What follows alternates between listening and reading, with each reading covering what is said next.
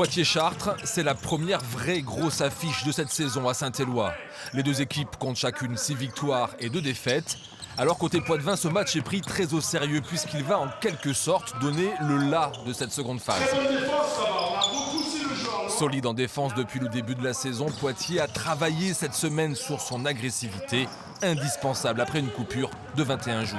L'idée, c'est de retrouver rapidement du rythme, continuer à avancer, continuer à faire les choses qu'on a bien fait jusque-là, tout en améliorant certains points et en se préparant tactiquement pour les adversaires qui vont chacun nous poser des problèmes différents. Ce qui est important pour nous, c'est pas trop faire de calculs, c'est surtout se préparer correctement, se donner les moyens d'être performant. Et si on se donne les moyens, j'espère qu'on sera à la hauteur vendredi.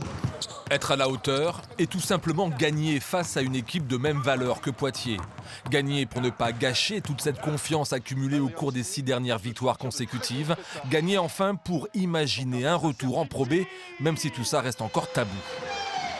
J'ai vécu des moments difficiles ici, donc je préfère ne pas prévoir. Match après match, on va dire là il y a 10 matchs, 10 finales à jouer. Il ne faut pas se mettre plus de pression que ça.